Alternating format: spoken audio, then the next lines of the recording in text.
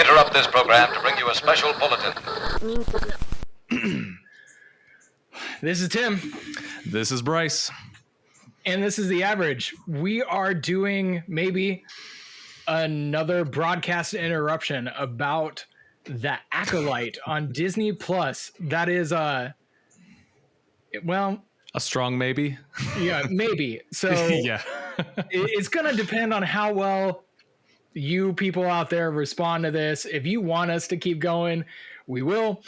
But man, I don't have a lot of positive to say about this show, but I grew up on Star Wars. Star Wars was a huge part of my childhood, my early teens. I was even a Disney sequel apologist. I wait, hold on. I was, yeah. Oh, he's come around. I still like The Force Awakens. Okay, whatever. But I tried to make a case for those movies, and I tried to, be forgiving of those. But I'll be honest, since Obi-Wan, the Kenobi series, yeah, that was the end for me. I was even on after Rise of Skywalker, and I know that turned. I mean, if Rian Johnson's Last Jedi didn't do it, Rise of Skywalker definitely did it. I was still on until Obi-Wan. So heard a lot about this show, a lot of social media negatives for sure. There's just a lot of buzz about it being woke and woke garbage, whatever. I'll be honest. I did not see woke garbage in the first episode. So, I mean, it's subtle, so whatever. It wasn't woke garbage in the first episode, and that could be on the purpose. wokeness is not the critiques I have for this first episode. Exactly. Like it's there, but it's subtle and to the point where it's like, okay, that's the low hanging fruit for a critic at this point. Yes, let's talk about the real issues of that episode. We can jump on everything the cast and the producers have said about this being the gayest Star Wars ever, but the truth is, episode 1 didn't have that. So that's not what we're going to talk about. We're going to talk about the show itself. Let's go through scene by scene, and we'll just tell you what we thought about this. So welcome back, Bryce. It's good to be back for this one. So we are about to, all right. So we'll just dive into this. Just go for it. In case you are unaware, The Acolyte is science fiction TV series created by former personal assistant to Harvey Weinstein, Leslie Headland, for the streaming service on Disney Plus. It is part of the High Republic. So the High Republic was launched maybe 3 years ago. I'm not going to be accurate. I bought the first book. I bought the first year and a half of every book release. I was reading them all until I realized I just didn't care. And I stopped. And I'm not the only one, because the book sales have diminished on the returns. I do think the second book, The Rising Storm by Kevin Scott, was fantastic. But after that, it just... I didn't care for any of it. So I was interested when they first announced the show. Since then, meh. This is supposed to be a crime version of a Star Wars story, a police procedural. A detective almost based story, like detectives, Jedi detectives. It stars Amanda Stenberg as Osha and her twin sister May. We'll forgive you if you can't tell the two apart. Lee Jung-jae, probably pronounced that wrong. He's a respected Jedi Master. Soul, he is probably best known for being the main character in Squid Game. Mm-hmm. Charlie Barnett as Yord Fandar. What a name, Yord Fandar. With his Killmonger haircut.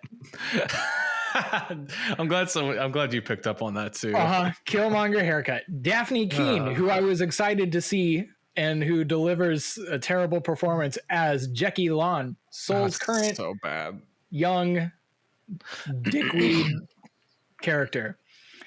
And then we have Rebecca Henderson as Vernestra Rowe, Jodie Turner-Smith as Mother Anastasia, which we haven't met yet, Carrie Ann Moss as the Indara, who, you know, you saw a lot of her in the trailer, but we'll talk about how important she is to this.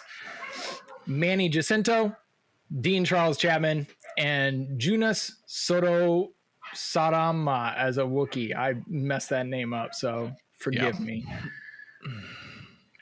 All right, I'm going to be honest, I'm going to be reading this from comicbook.com and their breakdown of scene by scene, just so you know. You can go there, read it yourself. But they went through it. They put more time into it than the creators of the show did, so I'm just going to borrow what they did.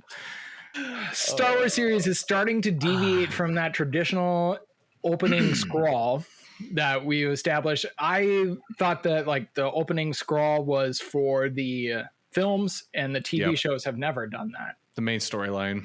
Yeah. I think, what was it? Rogue One was the only one that didn't do a scroll, the only movie. Yeah, that's right. Because it just did it a long time ago. I don't think Solo did either. I don't remember Solo at all. I do like Solo still. It's all right. okay. The crawl reads, 100 years before the rise of the Empire, it is a time of peace. The Jedi Order and the Galactic Republic have prospered for centuries without war, but in the dark corners of the galaxy, a powerful few learn to use the Force in secret. One of them, a lone assassin, risks discovery to seek revenge. So immediately, if you remember in the prequel series, the Sith have been extinct for a millennia, but this takes place only 100 years before. So I'm pretty sure a millennia is more than 100 years. Also, doesn't that go against the storyline of the Phantom Menace? Yeah. I just want to point that out right away, because I'm pretty sure in the Phantom Menace they say the exact same, like, it's the same sentiment of, oh, we haven't seen Sith and blah, blah, blah. It's like, well, this TV show kind of breaks canon then. Yeah. So I'm really curious if we're going to wrap this up at the end to like just force memory wipe everybody. Like, oh, yeah, the Men in Black walk in. I was going to say, just Will like Smith memory shows up wipe everyone. another force power we have never seen before. Yes. So I'm going to get to the force power in this that I didn't know they were capable of apparently curing mental.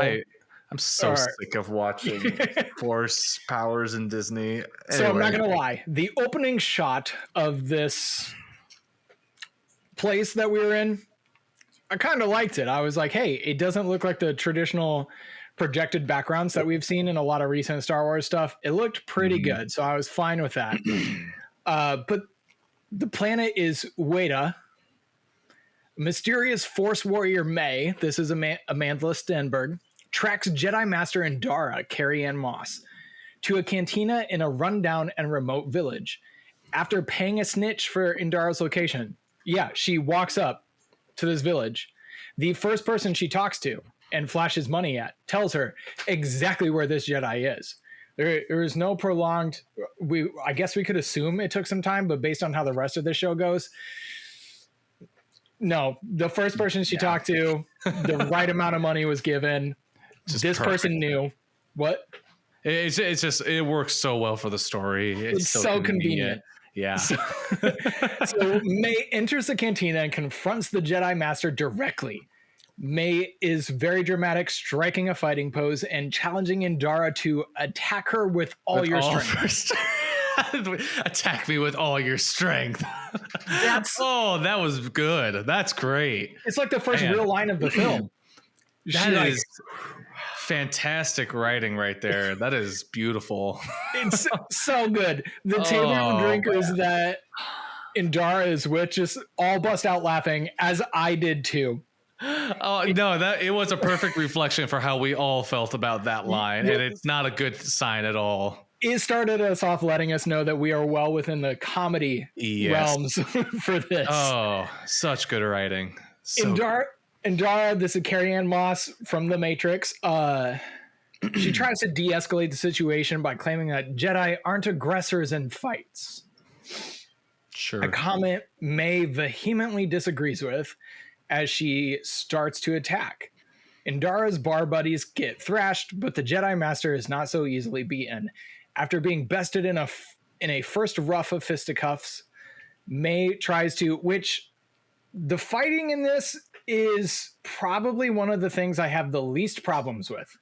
It's subpar to say the least. It is subpar, but I can appreciate wanting to bring some martial arts into what Star Wars is doing, even though Darth Maul did that in The Phantom Menace. I was going to say, the martial arts in this are far from anything I would praise at all. It's got that Marvel-y Disney feel where it's like, it's almost like they have to pause on shots because they're moving, like they're doing a camera move, and it just doesn't make sense for the fight itself. Yeah. And it's like, okay, it's not as bad as the Batman series tend. Like, that's kind of what it reminds me of the Christopher Nolan Batman movies. Those fight scenes were never great because it was just kind of like, what are those guys doing? Like, that doesn't make sense for the fight. Like, it was very stiff. I don't know. I don't think it's great.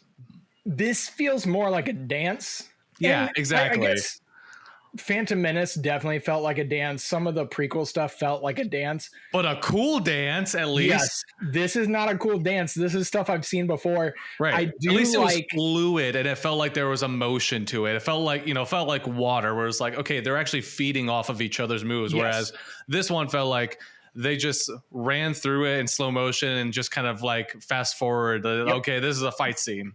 Sped it up, and it's like... man, what are the fencing terms? I'm not even gonna try riposte and whatever. Yeah, but right. They like go attack, counterattack, pause, attack, counterattack, pause, and that's it's almost like I remember making the comment to you. It's like the way they did it was like to make a TikTok video, like Yeah, they have their sections of the fight where like you said, they pause, they do a cut to the one character, a cut to another character, and then they like make an eye movement or something, and then just continue with the fight. It's like, God, this is boring. Oh my gosh. Every time, I swear, every time they fight this girl, it's who trained you or who's your master? Yeah, it's like this one line or something that's supposed to like raise the stakes or something. It's like, God, it's awful. It's awful. It's bad. Also, just the idea that we would give a single crap about what is happening on screen. Right. This is 100 years before anything we've known in Star Wars. These are characters most people, if they have not read, I'm pretty sure Indara was in the books.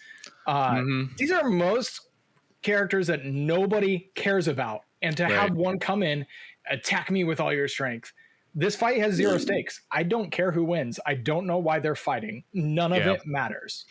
And also, it would probably mean a little bit more if the fight felt like there were some stakes. Like, you got someone who's fighting without lightsabers, which for one, like we're not gonna just pull the lightsaber out and like just end this. Like Obi-Wan in the New Hope pulled the lightsaber out on a guy who was just picking on Luke and cut his hand off, and like he stopped it there. Like, it just kind of stopped. And you're telling me that you're gonna fist fight this girl for whatever reason? Like, if you're gonna do that, let's make it a little grittier. Like, let's make it feel like there's stakes here. Like, this person's actually a threat. Yes, that's. But remember, this is 100 years before Phantom Menace, so the Jedi rules were different then. What Obi-Wan did was probably okay. Man, this is some very. Forget everything you know. I was gonna say, forget everything you know, I guess, about the prequel trilogy. It doesn't matter here. All right, so keep going. I do like watching May is trying to not use the Force to fight. She's using martial arts, and I like seeing the Jedi use the Force to stop her. I do think that was pretty, I thought it was pretty cool. I was okay with that. It was still a boring fight. Still a boring fight. Like, is that if all the ways you could have used the Force? I felt like they used it for the most boring stuff. Yeah, block instead of just sending her through a wall. Right. Exactly. Again, give me something gritty if you're going to use the Force, not just stop the hand from stabbing me. God, that's boring. I agree. Dude. It's so boring. So when Indara subdues May on an upper balcony of the cantina, which looks like a set from the Disney theme park Star Wars stuff. Yeah. She subdues her up there. She spots a circular mark on the young girl's forehead. It's under her hair. Recognizing it, and May as someone she knows from the past. May breaks free, and the battle comes down to blades. May uses these little throwing knives, and Indara pulls her lightsaber. And we get a for lack of better terms, a member berry about deflecting stuff with a lightsaber, and it's accompanied with a swell of music and underwhelms entirely. So Indara tries to talk May away from the dark path she's embarking on, and even lowers her saber to show peace. Instead, May sets a deadly trap by throwing a knife directly at the bartender. Indara has to redirect her force power to grab the knife before the bartender is killed, leaving just enough opening for May to throw a second knife into her heart. Do you remember that episode in the Clone Wars where Anakin is trying to save Ahsoka and Obi-Wan with, at the same time? I'm not trying to make a comparison of the two because Anakin is just obviously way more powerful in that sense, but also like it's a throwing knife. Like it's a throwing knife. Can we talk about how stupid that was? It's about like 2 inches. You're telling me but that the time it took you to react to that throwing knife, you didn't think to just you just had to move it, all right? Like you could have just moved it or something. You didn't even have to stop it. Okay, or we could even of all the ways to kill this Jedi, that's the one we do. Yeah. Well, and this goes against everything that we've seen in Disney Star Wars so far, where yeah, good point. Go. Yeah, because in Kenobi, the last thing I saw, apparently you can get run through with lightsabers now. Who was it? Like 3 people in that show? 2 or 3 people? Up to 3 people now. It was 1 in Kenobi, 1 in. There's like 5 in the Ahsoka. whole Disney. Yeah. There's another one, Ahsoka. It's like 5 people in Disney so far have been stabbed with a lightsaber and have survived. But a throwing knife. That takes out a Jedi Master. That kills a Jedi. Just like, apparently the Jedi Master can only focus the Force in one direction at a time. Can't do like a force field. She can redirect the blades when they're coming towards her, but when they're coming towards a bartender, she can only freeze it in the air. Yeah, like, oh my, I'm trying to think of literally any other way that would have been cool to watch her die, honestly. And there's just nothing. Like, there's nothing I can think of off the top of my head. It can't be cool because we don't care about either of these people. Right, yeah. And you're kind of just using name recognition for that opening sequence, honestly. Hey, you remember Carrie-Anne Moss from The Matrix? Yeah, that's... We're going to kill her in the first 5 minutes. Yeah, I remember liking her character because of her stoic presence, not for really her acting or I don't know. Like The Matrix, she looks cool. She's a BA, but in a Jedi outfit, and she's not the only one, trust me, but in a Jedi outfit for an opening of a show. Speaking of Jedi outfits. Oh my gosh, yeah. This takes place 100 years before Phantom Menace and everything looks the same. It looks worse. It looks worse. I'm like the robes are the same 100 years in the future. Mm-hmm. Tech is the same 100 years in the future. Even the Trade Federation is the exact same 100 years later. Different ships.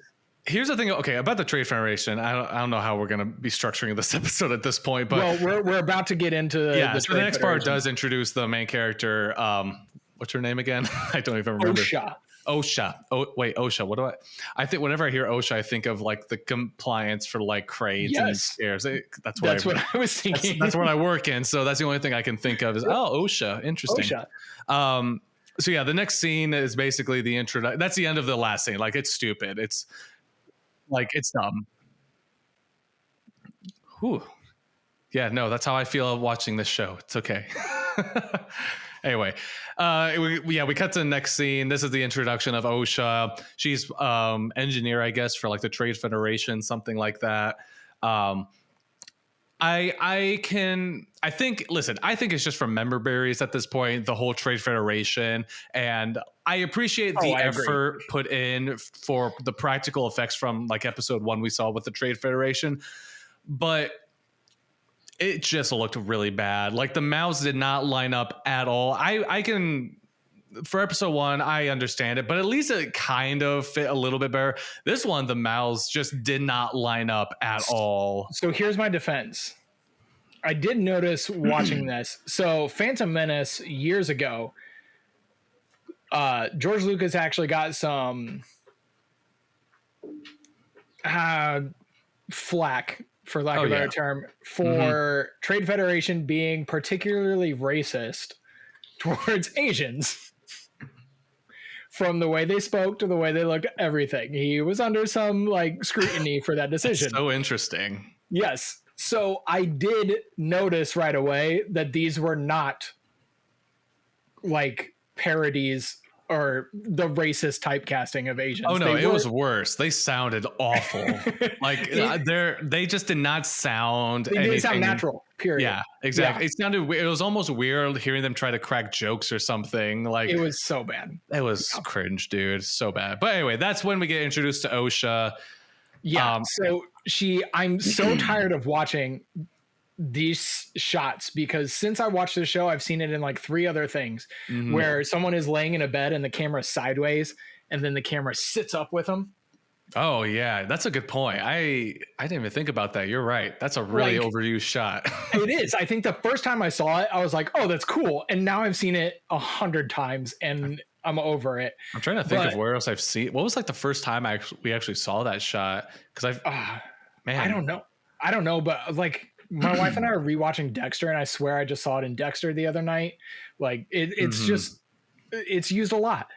So we open up on OSHA, who wakes up after a nightmare on board a Trade Federation freighter ship. Right, OSHA gets herself calmed and centered again before she's greeted by a changeable mini droid unit named Pip. Oh, yay, more toys to sell. It looks like, did you ever see the mini football handheld video games from like the 80s and 90s? Yeah, I know what you're talking about. That's what it looks like with a detachable top. I thought it was just like a mini toy lottery machine. Like, yeah, it's not even it's essentially an iPhone. Yeah, it looks stupid. And later, she apparently can take it off, and it's also a screwdriver. So it's pretty handy little droid, I guess. I hate how Disney does this with every show, where it always feels like there's this side character that is literally just there to sell toys. Yeah, Pip. Pip is there to sell literally toys. Literally every time, dude. It drives me. I hate it. I don't think anybody's buying their toys anymore. Also, they're used to get them out of situations like later in this episode that it's great. It's so good. It's really genius. Next level writing. Pip is a little excitable. A flashing red beacon in OSHA's quarters signals that she has a job to report to. In the halls of the ship, she runs into her coworker, Philip, who... That's his only line. I've watched the first 2 shows. This is his only scene. Who playfully chastises her for not joining the other repair crew workers on drinking outings. OSHA touts her privacy and the 2 coworkers get to work. She says something about what I do on my day off is none of your business, which at this point makes me think she just killed Carrie Ann Moss, but she's on a ship. So that doesn't make sense. But we don't know that these are 2 separate people yet. So it's really just poor misdirection. Very bad misdirection. Yes. And there's more to it later. Don't worry. We'll get there. So OSHA touts her privacy. The Trade Federation delegates complain about employing organic repair crew, which they call mechanics. You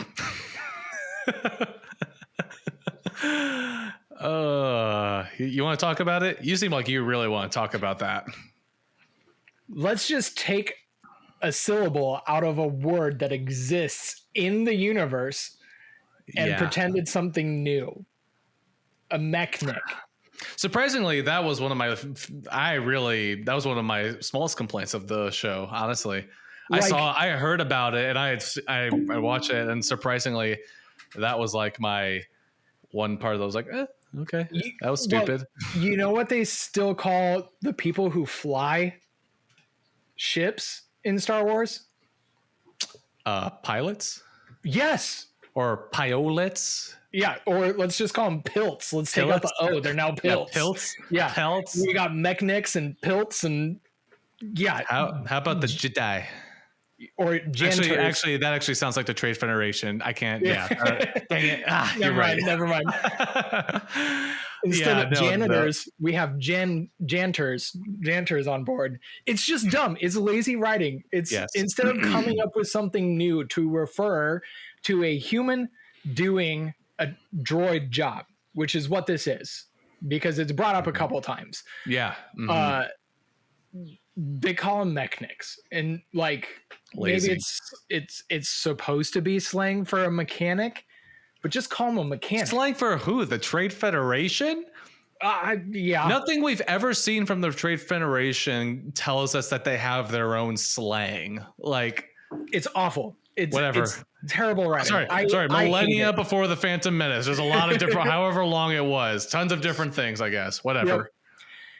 So we see that the Trade Federation discriminates that OSHA against these mechanics, basically. Discrimination that OSHA has clearly heard before based on her witty comebacks that are so witty, I couldn't tell you what a single one of them was. I forgot all of them because they didn't matter. Why do we do that in Star Wars now? That's one of the dumbest things they've ever done in Star Wars. Disney. Yeah, I know. It kind of started... No, yeah, The Force Awakens. It started in Force Awakens. Like, oh, gosh, yeah. Yep. Well, it's the same thing that's infested Marvel. Everything has to be witty and funny. And everyone has to be Tony Stark. Yeah, it's awful. Or Star-Lord, I guess. Yeah. So the point is slightly made, however, that a pressure valve blows out. The site of the fire... She goes with her partner on the exterior of the ship, which looks... I've seen better graphics from amateurs on YouTube showing what they're capable of doing with like Adobe Premiere. So that's something that did stand out to me. The CGI in this show is noticeably really rough. Honestly, I thought it was really rough. I also thought I didn't even mention it, but somehow in a show that costs $180 million to produce, everything looks cheap. Bad. It's bad. So cheap. My comment about the clothing and stuff, the set pieces, was this looks like a fan film. Like, these costumes look genuinely rough. And like, I'm not trying to say like the prequels had phenomenal like dressing, but I think it holds up pretty well today, and I feel like it's a part of like the world and the scenes. The stuff they do in this show, it doesn't like flow at all. Like, it clashes almost too much with the set pieces, and I think that matters a little bit. Yeah. Oh, I agree. And just when she woke up in her room, looking at her room, I was like, it doesn't look real. It looks staged. Yeah. And it all looks to be made of the same material, just painted. It's all got the same kind of shine. A bad coat of paint. Yeah. It all looks pretty lightweight. It all looks plastic. None of it looks like that piece is metal, that piece is fabric, that piece. It all looks the exact same. It's just lazy and cheap is the way it looks. So she's outside the ship. Just a bad looking scene and a fire, which, correct me if I'm wrong, but maybe it's a pressure valve blows out, causing a fire on the exterior of the spaceship. So in order for the fire to continue to burn in the oxygen-less vacuum of space. Thank you. I'm glad you noticed that too.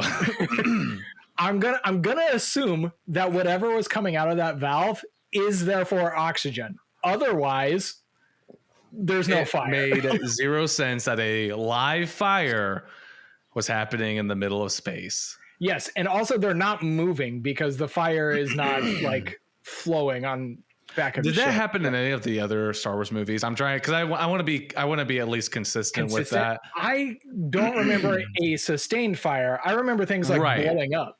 But well, yeah, the blowing up, and I remember specifically in episode 1 when they're trying to fly past the Trade Federation and the R2 goes out to, fix the ship. I'm trying to remember if that was like because they were moving and there was a fire, but it was almost like it was Yeah. dying as it was like leaving the ship. So I want to be consistent at least with that complaint, but That's fair. That's fair. it's, And it's like more, I said, it's more of like it was a full on campfire going on in Yes. the vacuum of space. That now it's just like that just makes no does not sense. imply that the ship is moving. Like it's just kind of bubbling up from their little campfire ring in their backyard. Yeah, right.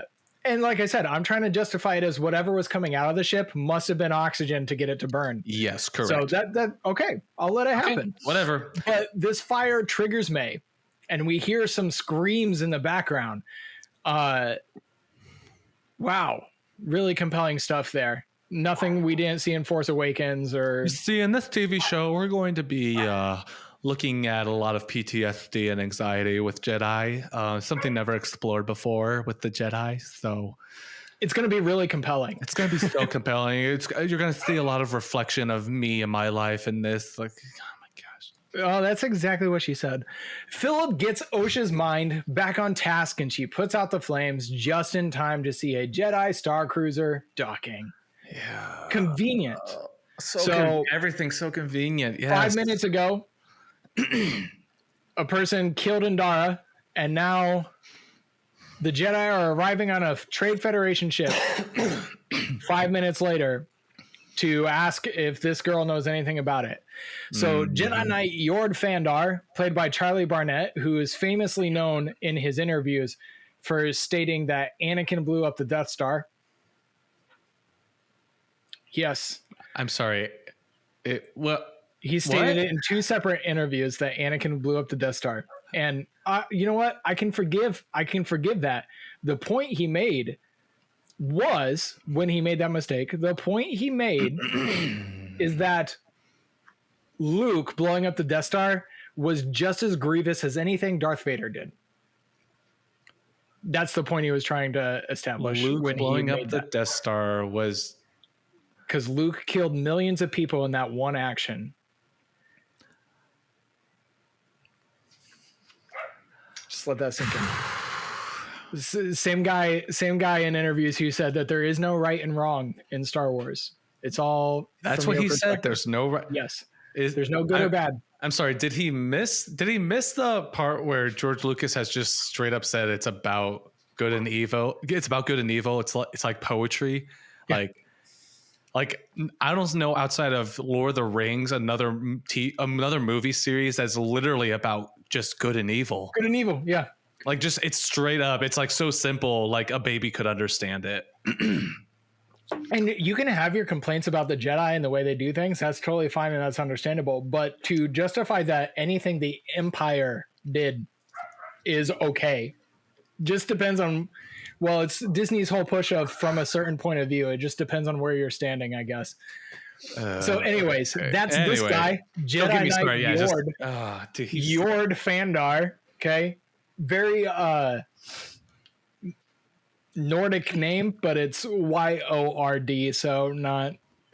I don't like him. He doesn't act like a Jedi at all. He's pointless. It's embarrassing. He's utterly pointless. That's something I'm going to say about this entire episode, and honestly, most of Disney shows.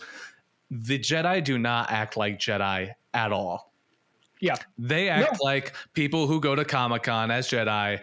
And it's who they would be as Jedi. It goes back to this whole thing of we want these characters to reflect real world people, and today's audiences. It's like that's not the point of a story that took place far, far away. That's not the point of a Jedi. Like yes. Oh my gosh! Like it's Star just Wars bad. was escapism. It's escapism. I don't want my Jedi to look like someone I could run into on the street or I go to work with. That's not the point of Star Wars. I don't. Yes, I want them to be something I can aspire to. Not or just someone I don't see, and it's not just a Jedi. It's not just a human looking people. The alien looking Jedi are just bad. Who was the bald green one? Who was that? Oh my gosh. Okay, that's Leslie Headland's wife. What's her name? The director's wife. She's terrible. I don't remember who played her. Anyway, I thought it's Rebecca. It's Vernestra Rowe. Okay. Rebecca Henderson. Wait. Yeah. Yes. That was one of the few times and listen, I want to try to give some credit for Disney for at least at the beginning, really trying to stick with practical effects in their movies and shows. Like, I think that's a nice touch. Okay. Whatever. Sometimes it looks good. A lot of times it doesn't. This was one of the first times where it's like, oh wow, this makeup looks rough. Like, and some of it I will say is just again the set pieces, the lighting, it just does not go well with the practical effects they're trying to use. That includes the small one. Leah Brady, is that her? No, that's the small one is Daphne Keene. Daphne Keene. Okay, yeah, that's weird. Anyway, her makeup is atrocious. Like, that looks like someone you would see like at a rave or something. It looks like Star Trek in the 60s. Yeah, it looks more like the Star Trek character from Beyond. That's who it looks more like. Yeah, it does. It's just bad. It doesn't look good. And again, the set pieces and the lighting do not help any of these characters. Whereas in the prequel trilogies, I at least felt like the color grades were, again, it had more of a flow to it where it looked a little bit more natural. Episode 1 had some rough parts in it, and even with the Yoda puppet originally, like that. I still think Episode 1 is just a bad movie, but yeah, it looks better than this. So I'll take Episode 1 over this any day of the week. And another thing also was the shot of Coruscant that they had. It looked empty. Like, it looked like there was nothing going on compared to all the prequels where it's like, no, this is like the hub of the center of like Star Wars, it feels like, because everyone's here. It feels busy. It feels like it's like lived in. The shot we got in this show had like nothing. It looked dead. And I did watch that and go, oh, Coruscant 100 years ago was not as developed, and so I took that as a comment on the 100. Like, look how far I guess that's a fair Coruscant came. Yeah. My complaint is every time we go to a new location, we get that exterior postcard shot. Okay, we get, hey, you're on Coruscant. There's a Jedi temple. Yeah, right. And then we are inside of whatever that is, and it is a tiny little set on a sound stage. We don't get any kind of like zooming into that location to establish the world outside. Everything takes place in these tiny cramped corridors. Yep. From exactly. The bar fight at the beginning, the interior of the Trade Federation spaceship, to now we're at the Jedi Temple.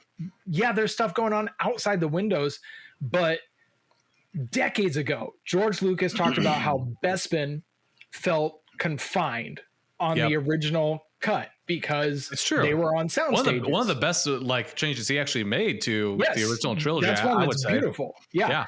So it felt super confined. And if you go back and find the original cut of Empire Strikes Back, there are no windows on Bespin because it was all sets. He went back in the 90s and put all those windows in so that you can see the Cloud City outside. To establish more of the world and make it feel breathing room, make it feel lived in. Yep. We have now gone so far the other direction where we're back to feeling confined on a stage instead of having this breathing room. It's almost like a sitcom, honestly. Yes, it's the same sets over and over. Yeah. So, okay. We just complained about that a lot. I was gonna say we're talking about like 40 minutes into this thing. And we're on the third scene. Oh my god! Jedi Knight Yord Fandar arrives with his Padawan to question Osha. The Trade Federation delegate who meets them tries to lie that they wouldn't be using illegal non-droid laborers as repair crew. Yord starts to get the truth via the Jedi mind trick. Oh, there's hey, he's doing that thing we like. But the female delegate reveals where Osha is. Osha finds Yord waiting in her quarters and is happy to see him, clearly indicating that they were once Padawans together studying at the Jedi Temple on Coruscant, that Osha left the Order while Yord graduated to Jedi Knight 2 years ago. Osha is all about a friendly reunion, but when she reaches to plug Pip into his charging stand, Yord grabs for his lightsaber. So immediately, this makes no sense. Old friends reuniting. Honestly, it's an ACAB situation where the Jedi are the police and she reaches to do something innocuous and he goes for his weapon. So that's what they're pushing here. Things get awkward and Osha requests to know what's going on. Yord has his Padawan interrogate her about what she's been doing since leaving the Jedi Order 6 years prior. Osha states that being an almost Jedi paid no bills. Yeah, can we talk about this? Can we talk about how stupid this like storyline is? I never cared how Obi-Wan Kenobi paid his bills. I need that part explained to me. How are you like? I mean, I'm not that into Star Wars that I understand like how something like that would go down. But like, you tell me you just up and left the Jedi because you couldn't pay bills. Seems like something that you shouldn't just gloss over. Honestly, this is one of the few times you need to show me. Like, yeah, you need to actually show me this like unravel, because I didn't realize being a Jedi was, just a job. Like, I didn't know it was lucrative. Yeah, exactly. I didn't know you got paid for that stuff. Like, it turns out Yoda is just Jeff Bezos sitting on billions. And that's why he's been doing this forever. That's why he retires to the swamp on Dagobah, because he's made so much money being a Jedi Master over the course of centuries. Yeah, I need you. That's one sort. That one pissed me off. I was like, I hate it so much. I genuinely was like, seriously, you just like up and left the Jedi because it couldn't pay bills. What, like, God, this is the issue. We are not living. This is not today's world. This is far, far away. Like, oh my gosh, Jedi have never been about making money. It doesn't make any sense. You are born with this gift. The ability, everybody has, the Force exists everywhere. Yeah. Some people can access it better than others. Those people are then trained to use it for good or ill, depending on their personality, I guess. Exactly. And it's a gift to be able to use that for the universe, not a job where you show up for your 9 to 5 and cash that check and then go get drunk in a Coruscant dive bar. It's laughably bad. This person, I swear they never understood.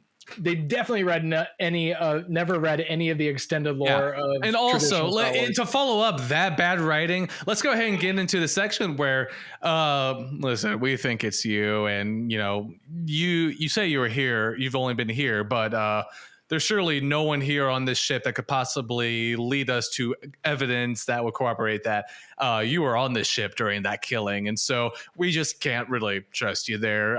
There's no one here that can absolutely back that story up at all. So we're just going to have to take you in. Yeah. Or excuse me?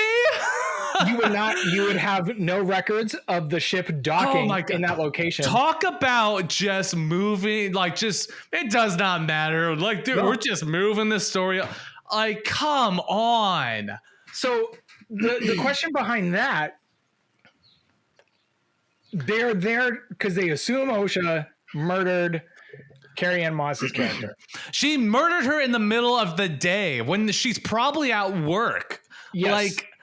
So they would have, you would have records of the Trade Federation ship. Yes. Being close to that planet, you would assume that they have record of everybody who went planet side at that time. Clocking into your 9 to 5 that the Jedi bills couldn't pay. Because she's there to cash a check. You would think that maybe a show creator who really wanted to set this up would maybe have shown both of these characters being in the same location at the same time, just not running into each other to establish that, there's something, like, the Jedi have reason to it's so bad. So Yord tries to apply logic to the case, locking into the idea that Osha, you're surely the killer because you look like that person. Right. Listen, no evidence. Star Wars has had bad writing notoriously in the past. Okay, the prequels and original trilogy do have some bad writing. Okay, and listen, I am the first to admit that, especially the prequels. Okay, the difference between this writing and that writing is, for the most part, I can forgive the prequel writing. A lot of it comes in the script mostly, but the actual story itself is pretty well thought out and actually pretty deep. Honestly, I appreciate the prequel storyline. for the most part. This Revenge is of the just Sith is still a fantastic film. absolutely. I still love that movie for all of its flaws. It does have, but my issue with this is like the writing is so blatantly like not even like thought out. There's no thought put into like, well, like I can if there's like one glaring issue, it's like, okay, I can just like suspend belief and let the story continue on from here. Like it's fine, whatever. I'm not gonna be so hard on it that I can't like find some enjoyment at least in the show. I'm trying to think of something that I can do that I'm for. gonna like, forgive National The Fire. Treasure, the movie, like one of my favorite guilty pleasure movies of all time. None of that stuff is true at all, and I understand that, but the action and adventure is so woven together and it has a flow to it that's like I can suspend belief just to have some fun with this movie. Yeah, I cannot do that with this show when there's like the thought process of how they get from like point A to point B, and it just makes no sense. There's no flow to it. You are clearly just executing and writing stuff that just moves a story forward, and it doesn't make any sense. So what you said, get from point A to get to point B, is exactly what is happening. Exactly. We have point A of killing Indara. Yes. And then we need to get to point B where the Jedi arrest her. And it's such an easy thing to write. What did they do? They just wrote the Jedi show up to arrest her. The Jedi show up and take her into custody, I guess. Yay! Osha, meanwhile, has no idea what these Jedi are talking about. Right. The scene offers a lot of exposition on Osha's time training as a Jedi, the troubles that made her leave, which apparently have something to do with the death of her entire tribe and sister. It's so well done, so well executed that I can't remember a single segment of it. And how leaving was her choice. Again, walk me through that, please. Yep. I would love to know how that went down. Since that 9 to 5 didn't pay the bills. Yep, she's just here to pay the bills on the ship that she works for. So you assume it would be like a cruise ship where the lodging is covered. And she's just sending the money home to nobody. But yeah, exactly. Like, oh my gosh. Anyway, let's keep this thing going. We still have a lot more that I hate about this episode. Ultimately, none of the debate matters when Yord brings in the cantina owner from Weta. Oh, dude, that's the one. Oh my gosh. They brought him. So you have time to do that, to like, bring the conflict of, oh, this could be it. Like there's someone saying it's her, which again, that would be fine, I guess. But again, there's literally logs on the ship probably of when she's doing work and whatnot, and actual human beings and robots I probably could say, hey, she's been here this whole time. Like, how did this cantina owner give such a good description of who killed the Jedi Master that they were able to figure out it must be Osha on Trade Federation ship 31695. And I don't even want us to touch on it because it will just take too much time for the other stuff we have to complain. But yeah, two sisters who just look exactly the same on other sides of the galaxy. I don't want us to get into it. That'll take up too much time. There's much more I'd rather complain about. That's dumb. Yeah. Because Star Wars and twins has never been done before. This is new territory. We've never seen stories about twins who somehow share a force power that they can see. Oh my gosh! Definitely not Luke and Leia. Please justify more of the Rey and Kylo's force sharing thing. Definitely didn't happen in the extended universe when Leia gives birth to twins. One of them turning out to be one of the worst villains Star Wars has ever seen. Anyways, so Yord escorts her to prison transport ship that will deliver her to Jedi Council on Coruscant. Right. We're going to get to that ship in a second. We go to the Jedi Temple on Coruscant, where we already talked about that setup. Yeah, let's speed run this one. There's Jedi Master Soul. Nothing happened. Who is Li Zhangjae. He's actually pretty good. He learned English for this role. He's still not fluent in it. Yeah. I actually think I've heard people complaining about not being able to understand him. I did. I actually think what he does is impressive. It honestly added a little more to his character, like that there's depth and he's from a different region. I didn't have any complaints about him. Soul is teaching a class of younglings how to meditate and achieve clairvoyance by reaching out through the Force. Soul is then approached by Jedi Master Jedi Master Vernestra Rowe. Rowe informs Sol that his friend Indara is dead and that Osha is in custody for her murder. So I'm going to tell you what happened in the last 5 minutes of the show in case you missed it. Indara's dead. Yeah, we got the person who did it. There's very little investigation done. Yeah. It's okay. Also in that scene, as the little Padawans are leaving, Rowe says something about having a great teacher, but she says it directly to Sol while the kid is standing there. And I was like, this person doesn't know how to behave with children.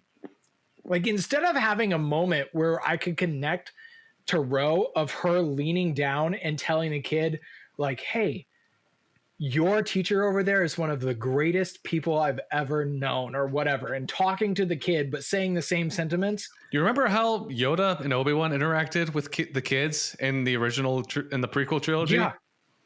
Yeah. This person acts like she's never seen a child before. So it's because she's stoic. Rowe informs Sol, although stoic, Sol has conflicted feelings about his history with Osha and May and the tragic events between them. So already we know there's twins. The show, it's a murder mystery with zero mystery. I know it's not even revealed in a way that carries any weight. Is surprised? No, it's not. So he doubts that Osha would murder Indara. So he immediately then is thinking about Osha's evil twin sister from childhood, May. But Rowe can't see any other logical suspect than a Jedi in training who defected. Sol references he and Indara's bond with Osha over a tragic fire on her home planet. Cue that campfire in space, and Jedi saving her, raising his doubts about Osha's guilt. Rowe outright asks if Sol will support her and the Jedi and tracking down Osha, to which Sol dutifully agrees.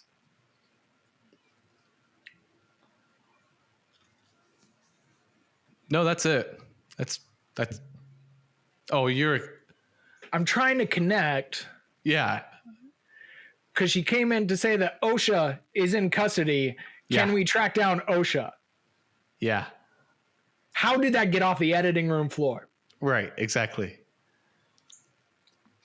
But wait, there's more. So I think what's happening is Rowe is seeing into the future, because what happens is that while on that Republic transport ship, Osha finds herself an unwitting accomplice to a prison break.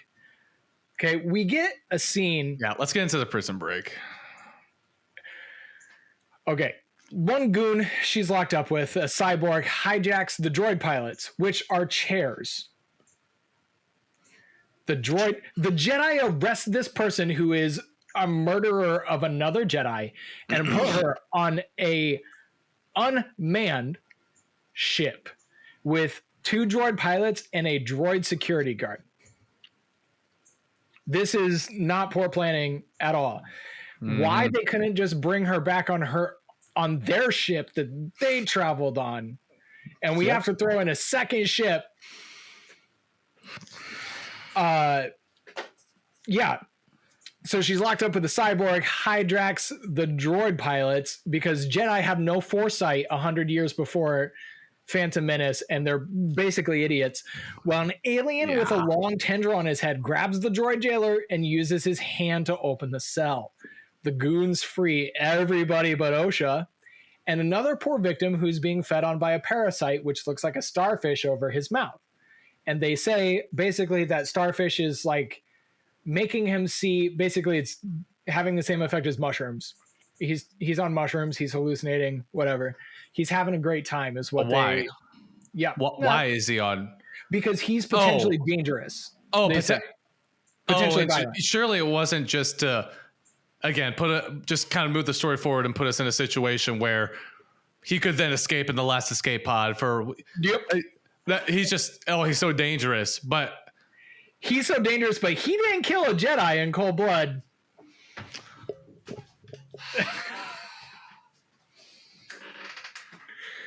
Let it out. Okay.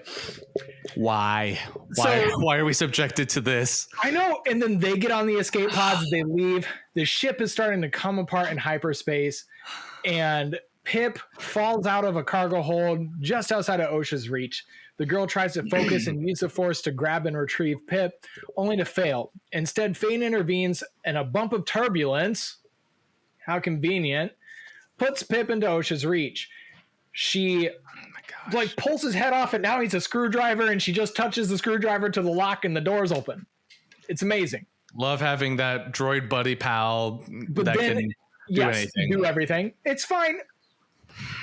My biggest problem is that she pulls him apart, and it's a screwdriver that she then uses, not that it's R2-D2 hacking the system and unlocking it. One of the smaller complaints. It's whatever.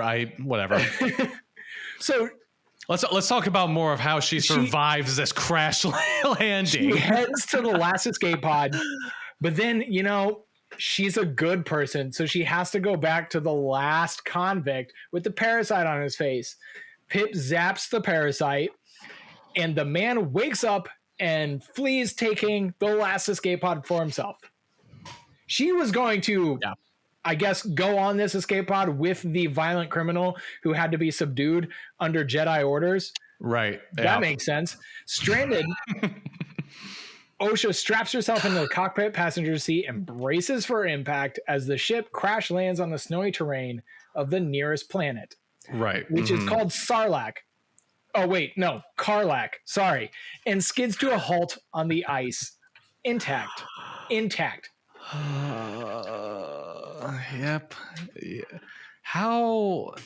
Do you remember in Revenge of the Sith when Anakin and Obi-Wan crash land the ship on the planet?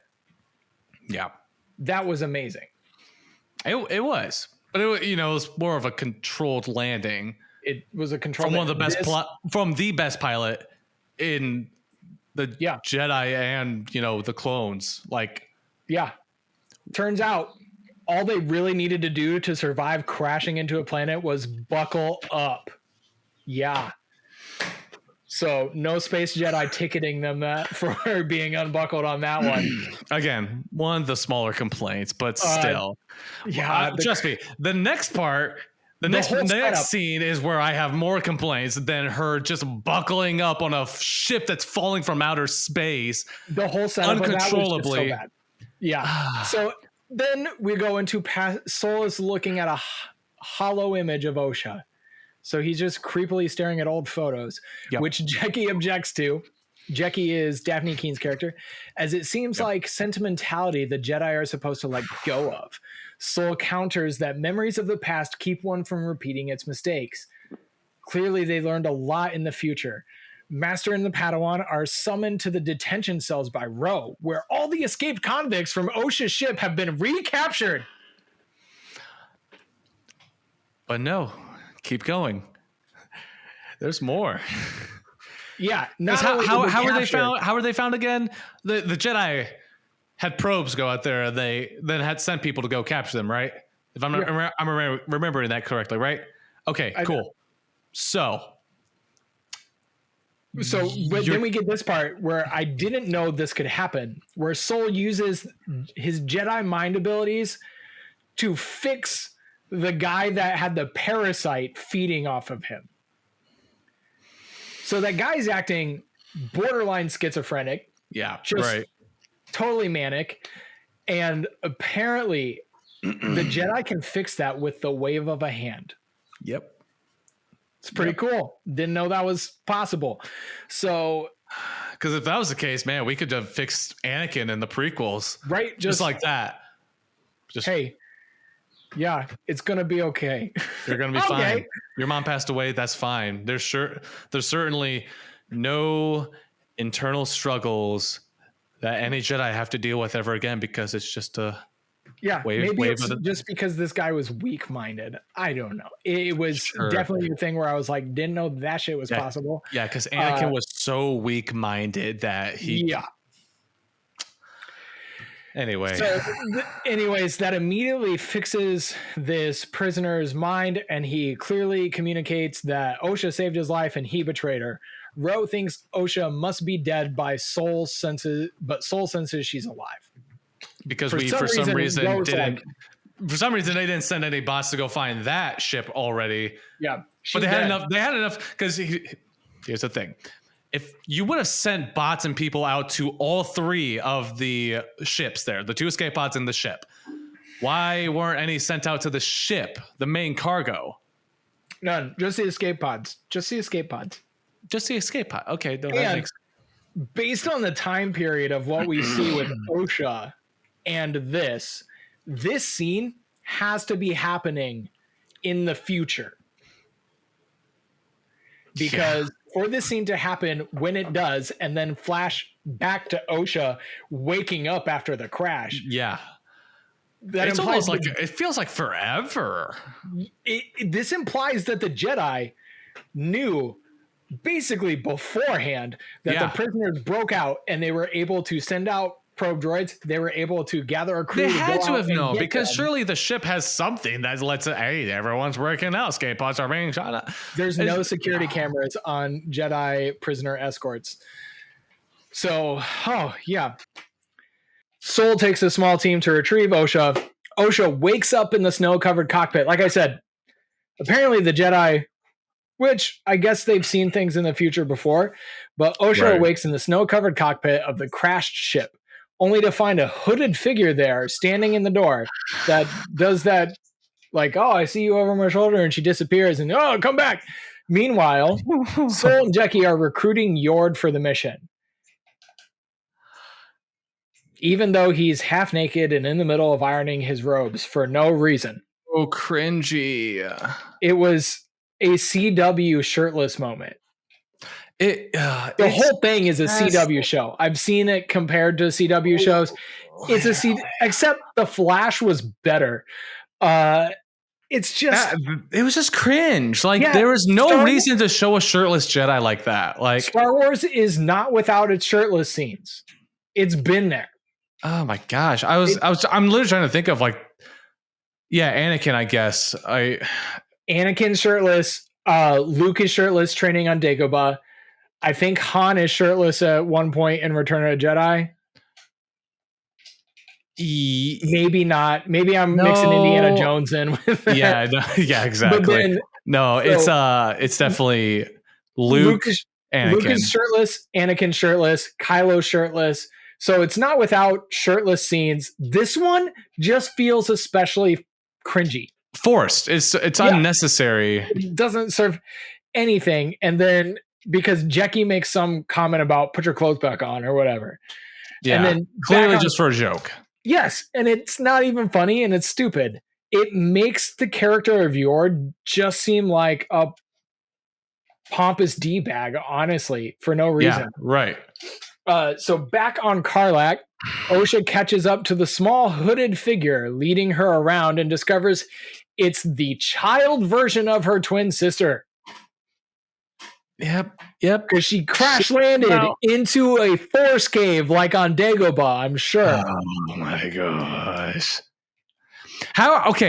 Even though this stuff happens with force powers, like how strong are they in the force? Like, is this just like natural? Like, is I don't know. Like, you know what I mean? Does that make sense? Yeah, no, it doesn't make sense. It doesn't make sense. Okay, good. I'm glad I'm not alone on that. Nope. So then May's avatar then changes the scene from Karlak to their home planet where the forest is burning. Yeah, right.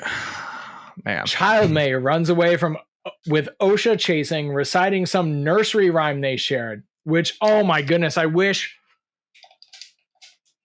I had it because it's terrible. So it's just a laughably bad nursery rhyme that I actually cringed when I heard it spoken, and just thought the person who wrote this on the other end was like, damn, I'm good. And it's just not good. It's not good. Oh gosh. Yes. We've beat the dead horse. Go ahead. Yes. We're citing the nursery rhyme about two people being one. At the end, OSHA finds she is able to converse with May, who confirms she's still alive and that she killed Master Indara. So the murder mystery that this is marketed as is, in case you didn't figure it out in the first 10 minutes, is now solved. It's her twin sister May who's still alive. The end. Again, how they can do this, the twin bond. Yes. The twin bond. Luke and Leia were never able to communicate after the decades of separation. Nope. And in fact, had to make out before they could find out they were twins. So confirm she's still alive and that Chico, Master, and Dara. Child May's eyes turn black as she proclaims that she will kill all the Jedi. Ooh, scary. Osha, we've never seen anybody's eyes turn black in Star Wars. Who wrote this stuff, man? Leslie Headland wrote this stuff. Osha actually awakens to find that she's still in the cockpit of the ship and never left. Intriguing. So Sol, Yord, and Lucky are en route to Karlak, and Sol takes the time to fill them in on key history. How Osha has a twin, which we just learned in the previous scene. How her twin sister burned down their home in Brindok, killing their people, which he's telling us what we just watched. Right. Sol claims he saw May die, making her seeming return even more of a mystery. The ship reaches Karlak and the three Jedi take a drop ship to the surface. Osha sees them coming and goes into hiding. Yord thinks Osha is dead, but Lecky notices the details of her survival, like footprints in the snow. Sol senses her presence and they give pursuit. The chase goes on for 30 seconds, maybe, until Osha nearly falls from a cliff. Sol saves her with a force grab where she's horizontal, because we're supposed to think that's cool at this point. Yeah, I can't figure out why else you would be like that. Sol saves her, pulling her back, and convinces Osha to come with them without the handcuffs. Just trust her. Yeah, just trust her. Jedi and Master, just trust her. That she's telling the truth. She says in that moment, sense it. Yeah. She says in that moment to him, I remember this because we're not gaslighting people on this show. She goes, no. She goes, May is alive. And he goes, I believe you. And there we go. Yeah. Okay. Nope. That's it. You're just. After he just explained how he saw her die. Literally. He believes her. No evidence, no questions. Just like, okay. I believe you. This review's making me mad. I believe you. Why? I believe you. And also the guy lighting up his lightsaber to see as if there wasn't light going through already. Look, it's a yellow lightsaber. That's what that felt like. It was supposed to be a yellow lightsaber moment. Like, that reminds me of that just crushes the opening scene when May says, Jedi only ignites their lightsaber when they're ready to kill. Right, exactly. Just another small little contradictory. Or when they're ready to kill or light the cave because they can't see. That has light coming in the whole time that everyone else could just see through. Was he need corrective lenses? Was that a perk on the Jedi's insurance? Because they were paid so poorly that she had to go get another job. Corrective lenses. Yeah. Yep. She didn't have vision insurance in the Trade Federation package. I hate you, Star Wars. I hate you. I don't hate Star Wars. I hate Disney. So then we get to the last scene of the episode. May is seen arriving on a new planet, ready to kill her next target. She meets with her master, who the internet is lovingly referring to as Smilo Ren. Smilo Ren. Who is standing on a very scenic and impractical ocean cliffside in a black helmet and cape. Nothing we've seen before. Totally new. And just to make sure he's a threat. He's a bad guy. Yes. Just gonna light my lightsaber at the end. I'm gonna light a lightsaber. The master recites some bogus sermon. Stupid sermon. About how the Jedi, the time of power and peace was a dream, and the Acolyte kills a dream because they kill without a weapon. As he lights up his red lightsaber. It's supposed... I got the sun going right in my eyes. It's supposed to like feel super menacing and evil. It doesn't. It's laughably bad dialogue. Yes, it feels like MTV's version of the Shannara Chronicles. If you ever watched that, it was one of Austin Butler's first things. It was laughably bad. This is laughably bad. And not to mention, just to kind of, sum it up.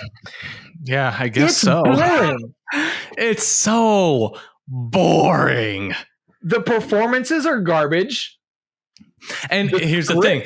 Maybe these actors are good. I don't know. It's hard to tell nowadays. But as bad as they look in these roles and how awful their lines are, like, okay, let me go through a list here. Maybe the main character, who's played by Amandla Stenberg. Amandla Stenberg. Okay, maybe I can see her maybe being good in a role that actually has some good writing. She kind of gives off like, you can see them. Maybe there's something there. Maybe I'm not going to chalk this one up to a loss.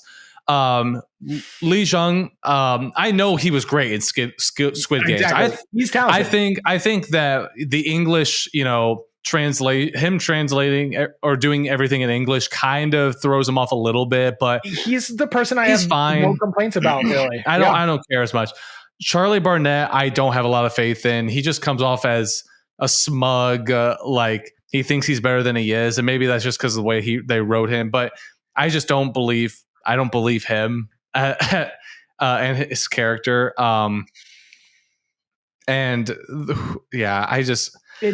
It's just nothing's fun about this show. There's nothing that's compelling.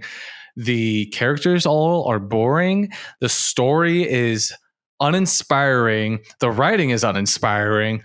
And this show is the culmination of what Star Wars is now. Yep. It is fan fiction. There's fan fiction on YouTube that is so much better than what this is. The fan film of the reimagined Obi-Wan versus Darth Vader fight is better than anything Disney has done in the last 5 years.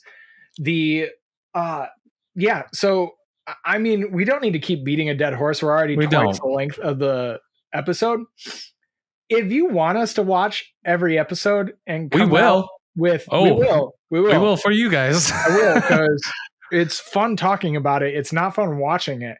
Right. So let us know in the comments, in the likes, if you want us to keep going. If we get enough comments and feedback, we'll watch it. Otherwise, I don't care about any of this. I don't care about the characters. The murder mystery has already been revealed. It's solved. There's no more murder mystery anymore. Yep. Like, I don't care. I don't know where they're going now at this point. You've solved the mystery. Yes. I don't care who Smilo Ren is, because 100 years later, no one talks about him. So exactly. It doesn't matter.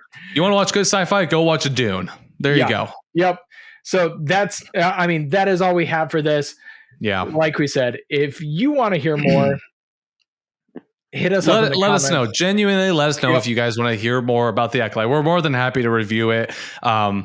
Because you gotta weigh the good with the bad on these with these podcasts and shows. So if you let us know for sure if you want us to do it, we will happily do it if this is something you like seeing and hearing from. And so you don't have to watch it either. Yeah, exactly. We'll save you the time. And in the meantime, we have coming up in July summer vacation series, which is going to be a ton of fun. So we'll see you for that one. Yeah. Thanks for tuning in. Yep, for sure. Before we jump into the next category, I want to tell you a little bit about Zencastr. When I was preparing for our 13 Nights of Halloween series, I was really searching for a way to streamline the process. I wanted a professional looking setup to invite our guests to. I wanted quality audio and video recording, and I wanted the easiest way to release the episodes to as broad of an audience as possible. This is how I landed on Zencastr. It is now super easy to record a podcast with Zencastr. Just log in using your browser and start recording a high-quality podcast right away. Record studio-quality sound and up to 4K video with your guests. Feel a sense of zen knowing Zencastr's multi-layered backups ensure you always have your recordings in the highest quality, even if the connection is unstable.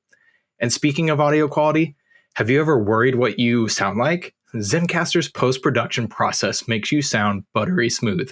It automatically removes those ums and ahs in your recording. It removes those awkward pauses in conversation too. Set the podcast loudness and levels while reducing background noise with the click of a button. So if you are thinking of starting your own podcast or just want to streamline what you are already doing, go to zencastr.com/pricing and use my code AVERAGECUSTOMER, and you'll get 30% off your first month of any Zencastr paid plan. That's average customer, one word. I want you to have the same easy experiences I do for all of my podcasting and content needs. It's time to share your story.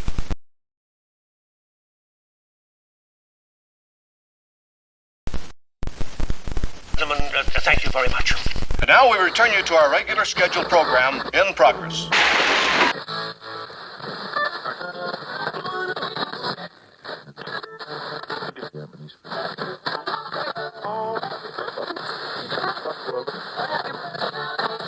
F you.